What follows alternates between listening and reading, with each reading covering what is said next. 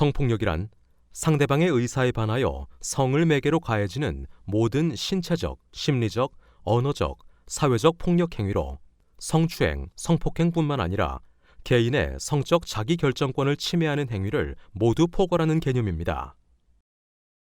한편 성폭력 사안에 대해서는 우선 아동 청소년의 성보호에 관한 법률 등 성폭력 관련 법률을 적용하여 수사기관에 신고하는 등 엄정하게 대처하되 학교폭력 예방 및 대책에 관한 법률 제2조의 학교폭력의 종류에서 성폭력을 배제한 것이 아니라는 점을 고려하여 학교 내외에서 학생을 대상으로 발생한 성폭력 사안에 대해서는 학교폭력 예방 및 대책에 관한 법률상의 적절한 조치가 필요합니다.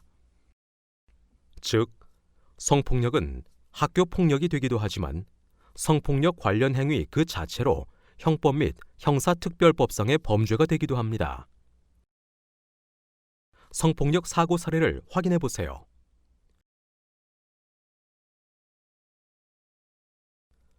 성폭력 사안은 학교폭력 대책 자치위원회를 개최하여 피해 학생 보호 및 가해 학생 선도 교육 조치를 하는데 관련 학생의 비밀 보호 및 자치위원회 미개최 요청이 있는 경우에도 반드시 자치위원회를 개최하여 사안 자체가 축소, 은폐되지 않도록 주의해야 합니다.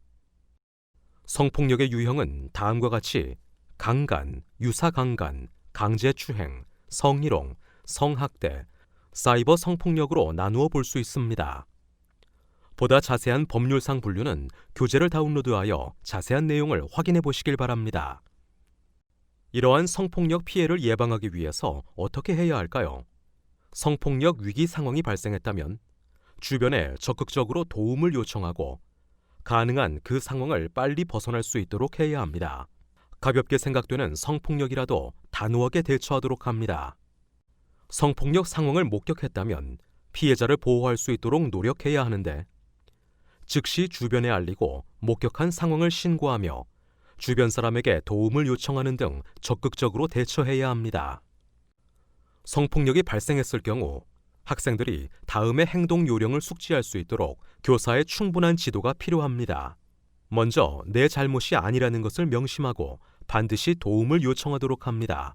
입은 옷차림 그대로 몸을 씻지 않고 가능한 빨리 원스톱 지원센터를 방문하고 가까운 곳에 원스톱 지원센터가 없을 경우에는 시군 구청장이 지정한 성폭력 전담 의료기관에 방문합니다.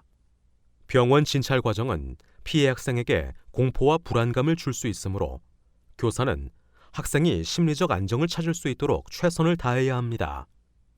왜 병원에 왔는지, 진찰을 받고 나면 어떤 부분을 예방할 수 있는지를 설명해 줍니다. 가해자 채모나 정액, 흉기 등 증거 물품은 종이 봉투에 넣어 보관하고 수사를 위해 현장을 훼손시키지 말아야 합니다. 몸에 상처나 멍이 있는 경우에는 사진을 찍어두고 학부모에게 연락을 취하고 대응 지침을 알려줍니다. 그런 다음 수사기관에 신고하도록 합니다. 성폭력 예방을 위한 안전수칙은 교재를 다운로드하여 학생 대상으로 예방교육을 하거나 사건 발생 시 학생, 학부모, 교직원 등이 참고하도록 하세요. 성폭력 사안의 처리 과정을 살펴보면 성폭력이 발생했다는 것을 인지하면 학교장에게 보고하고 피해자와 가해자를 통해 사실 확인과 함께 증거 확보에 주력합니다.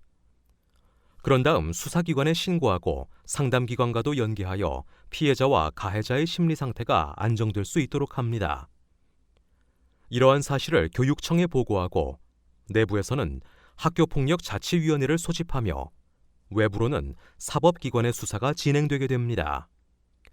수사가 끝나면 사법적인 조치가 이루어지며 가해 학생은 학교로 복귀하고 보호 및 선도 조치를 받게 됩니다. 성폭력 예방 교수 학습 활동하는 교재를 다운로드하여 학교 현장에서 적용해 보시기 바랍니다.